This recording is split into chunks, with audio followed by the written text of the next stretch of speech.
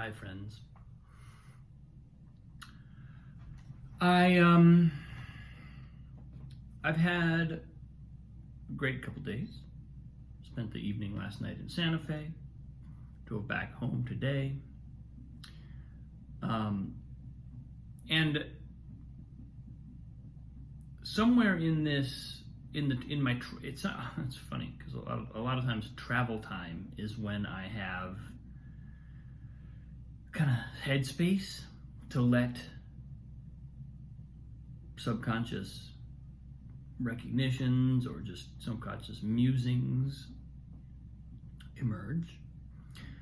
And something that came up as I was driving yesterday, I was continuing to reflect on the conversation I had with my coach several days ago about creating what is likely to be my next course in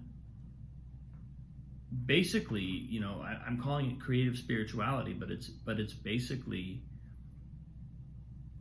how to navigate a creative life, and to the extent that someone is interested in doing so, a creative career as a kind of spiritual practice. That's what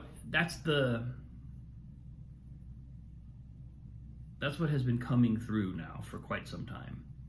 And as I mentioned in my post several days ago, that sort of came back very vividly in a conversation with my coach recently. And so ever since then, I've been reflecting upon what the principles or tenets or practices of that course, or in my case, of that life practice might be, because this is something that I've done very much out of intuition. I think I've gotten pretty clear on a number of aspects of it, but if you ask me to write down exactly what the tenets are, I would still need to think about it. That's something that I feel like by asking the question, I have now evoked this kind of cascade of insights. And as I mentioned a couple of days ago, the first one was to do with choosing our own life. When we choose, when we can wholeheartedly choose our life with absolutely no reservations, no sense that anything about our life is off, anything about our life is wrong, that any sense that any obstacle in our life is a problem of any kind, and when we really kind of fully know that every single moment of our existence is a gift and is a service to us, and we would choose it, we do choose it with no reservations, we're walking a path that's gonna move us along. We have a foundation now for creating evolution and movement in ourselves. Because, and again, as I've pointed out, it's not that we're always necessarily gonna feel that way.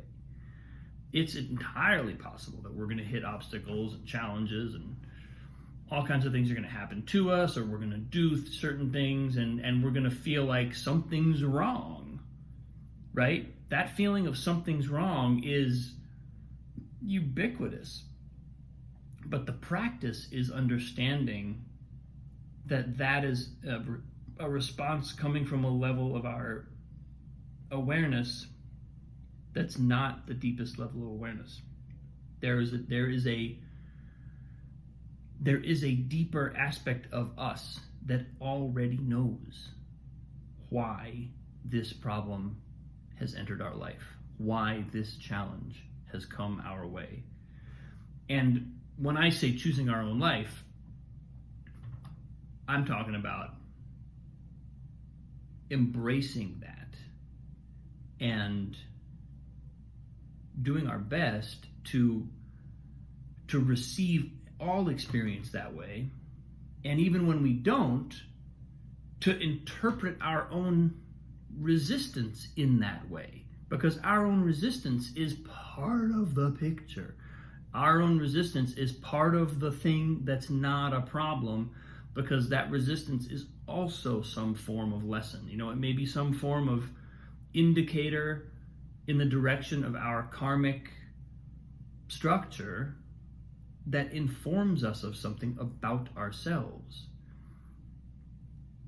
The trickiest part of this is just remaining in that place and continually making that choice, so that we're not holding on to it as a belief, holding on to the idea as a belief that everything is in service of me, but actually in my experience having a totally different relationship to my immediate experience. That doesn't do us any good. This doesn't do us any good as a belief. It only does us any good as a moment-to-moment practice and a kind of experiential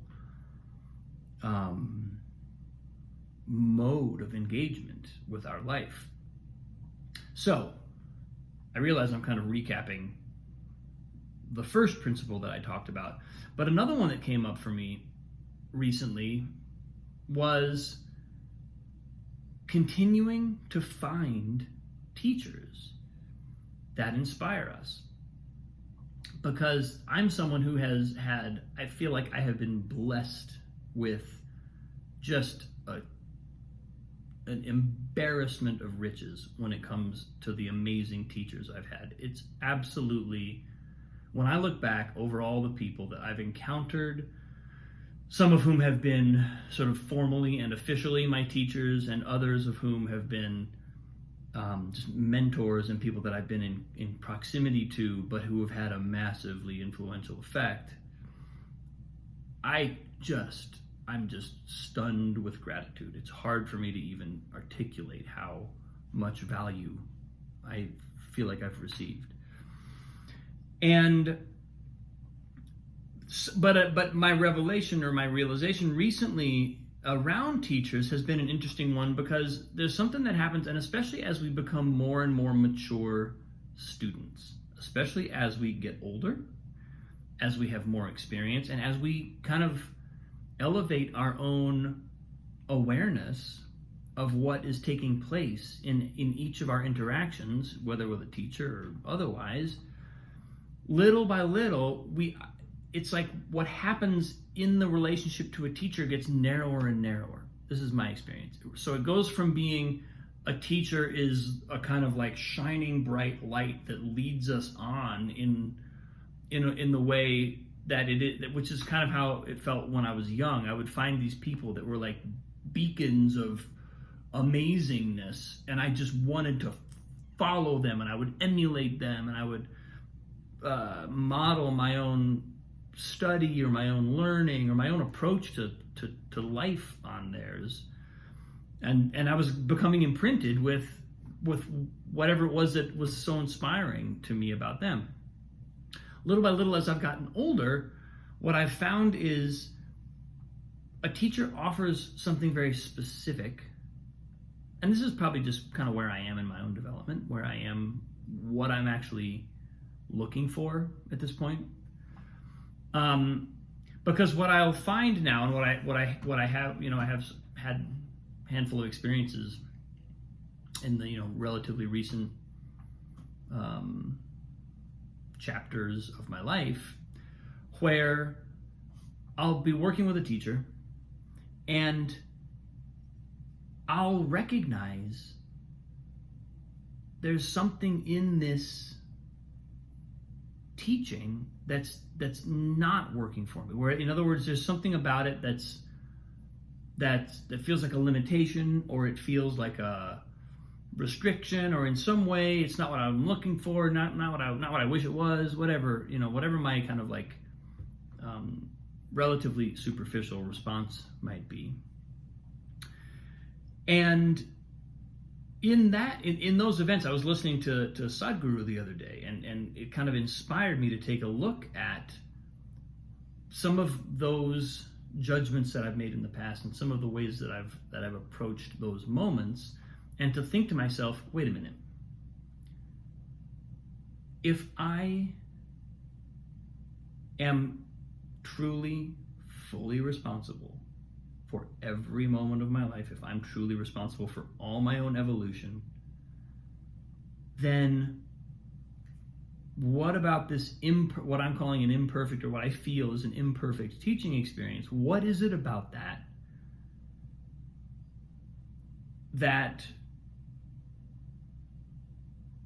what's my expectation that's not being fulfilled? In other words, how am I approaching this that is creating that experience for me? Because very quickly, upon realizing, or upon just remembering, I am my own primary teacher. I am the one who ultimately is responsible for evolving my psyche, my soul, whatever we want to call our most fundamental entity. As soon as I get there, as soon as I remember that, immediately I stop blaming any teacher for anything that's wrong, that I might see as being wrong, and immediately all this, it's like I suddenly know, oh, if this is a limitation that I'm perceiving, then it's because I'm supposed to supply it. It's because I am being called upon by the larger teacher to step in and give myself what I need. And then immediately, as soon as I remember that that's how it all has to work, that I'm the one to give that, it's like the door opens, and the teacher that I was just being critical of, or in whatever way was kind of having an issue, all of a sudden there's nothing but gratitude, and all I see is all of the incredible ways that teacher brings value into my life that I actually can't provide for myself. They're because that's ultimately the function of a teacher, right? A teacher is there to provide a level of experience or insight or wisdom or guidance or support that we need, that helps us, that supplies us with something we need. And so, but it's been this interesting shift recently that I've watched, and it's a shift that's taken place a number of times in my life, but it's kind of like a constant reminder, like, oh, if I'm having the experience in a teaching situation and everything's not perfect according to the, highly ordained authority of me, then what is my role here? Come back to myself and remember that I am the teacher, that I am the one. And it's weird. It's almost like a gratitude practice, in the sense of, as soon as I recall that, boom, the frame changes, the picture changes, and it's like the same picture, but it completely reframes the meaning of the picture. And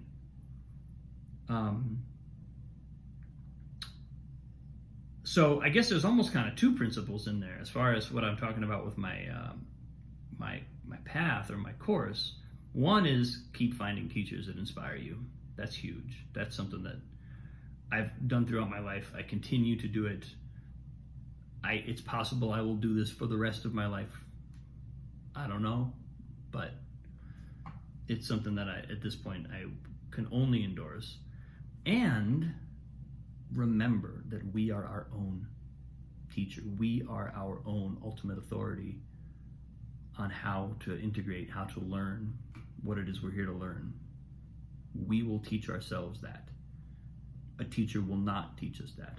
A teacher will give us all kinds of other stuff and all kinds of tools, but we've gotta want to go and do our own self-actualization. So, kind of a flurry coming through today, but it was significant in each of those ways that I kind of described, and I think it's really nice to be reminded, because it gives me a chance to kind of reframe situations quicker and with less need for a kind of friction. So which feels very positive. So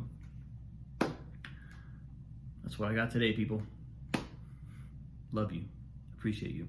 Thanks for watching. I'll see you tomorrow.